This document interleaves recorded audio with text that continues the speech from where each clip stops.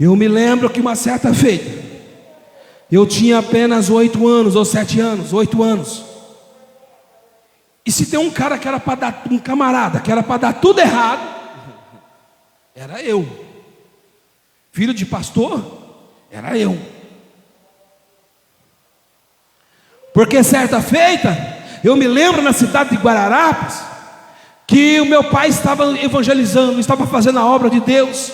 Mas quando chegou um dia, a minha mãe olhou para nós e disse assim: olha, hoje vocês vão ter que dormir mais cedo. Eu falei: por quê, mãe? Porque quando a gente dorme, a gente não sente muito a fome. E vocês sabem. Eu disse assim para ela: mãe, mas por quê? Porque hoje nós não temos o que comer. Hoje a mamãe não tem o que dar para vocês comer. Aleluia.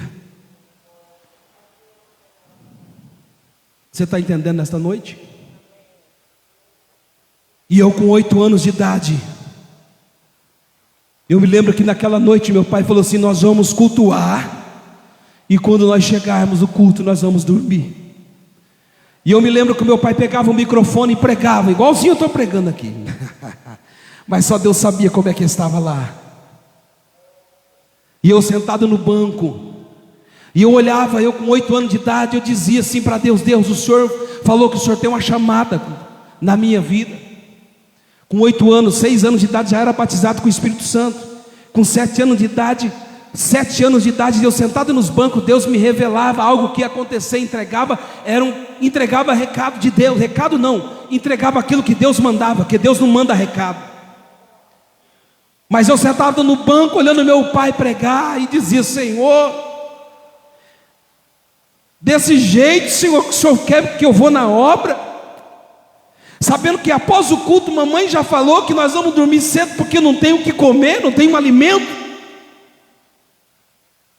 E quando acabou o culto, quando meu pai falou com aquela voz bonita, aquela voz forte, dando a bênção apostólica, e quando acabou o culto, os irmãos foram embora, e eu olhei para o meu pai e disse: papai, por que o senhor não falou para os irmãos? Os irmãos ajudam.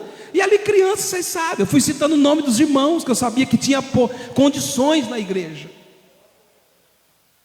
E meu pai olhou para mim e falou: filho, a minha esperança não está no irmão fulano, a minha esperança não está no irmão cicrano, a minha esperança não está na irmã fulana, a minha esperança está em Deus. Se foi Deus que colocou o papai aqui, Deus vai prover a necessidade nossa. E eu disse: papai, então tá bom, então nós vamos dormir. E naquela noite minha mãe colocou nós na beira da cama. E a minha oração e a nossa oração como filho foi essa: Senhor, o Senhor colocou o papai aqui para pastorear esta igreja. Nós vamos dormir com fome, nós não temos um alimento para comer, mas nós vamos dormir, e o Senhor vai nos guardar. Aleluia. O Senhor vai nos proteger. Aleluia. E fomos para a cama. Minha mãe deu uma água e ainda tinha um pouquinho de açúcar, irmã Clarice. Minha mãe pegou um copo gelado de água, irmã Márcia, colocou o açúcar. Eu não estou falando isso para te comover você na internet. Eu estou falando sobre chamado.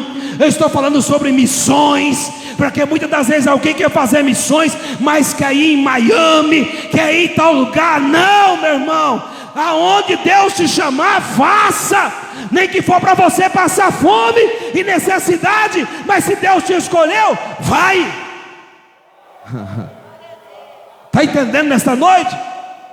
E aí sabe o que aconteceu? Minha mãe fez um copinho, tomamos e dormimos. Aleluia. Lá perto de casa tinha um japonês que gostava muito do meu pai.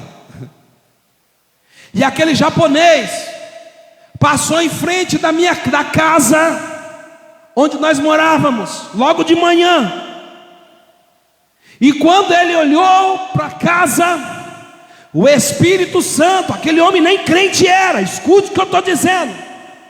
o Espírito Santo tocou no coração dele e disse assim: olha, pega o teu carro agora, desvia o caminho aonde você está indo, você vai no supermercado, compra tudo que você pode comprar, desde mistura, desde arroz, tudo, e traz aqui para o pastor Cavalcante. Amém? Você crê, meu irmão? Aquele homem parou, viu a voz, falou: bom, que voz é essa? Pegou e foi. Quando foi 10 horas, 10 e pouquinho da manhã, há o homem lá na frente de casa buzinando o carro. E de repente nós saímos com aquela barriguinha murcha, porque não tinha comido nada à noite e não tinha o que comer na parte da manhã. Mas papai do céu é aquele que quando ele chama, ele cuida, ele protege, ele não deixa faltar, meu irmão. Você pode ficar até sem comer, só que você não vai morrer. Papai do céu cuida. Amém? Sabe o que aconteceu? Quando nós abrimos a porta e ele deu um grito: pastor Cavalcante. Meu pai saiu: pois não, eu vim aqui na tua casa, porque eu estava passando aqui na frente de manhã para ir para o meu sítio, para a minha fazenda, e eu ouvi uma voz que falou assim, assim e assim. Ele abriu o carro dele, meu irmão, e só foi alegria. Você sabe como que criança fica quando chega a comida, meu irmão?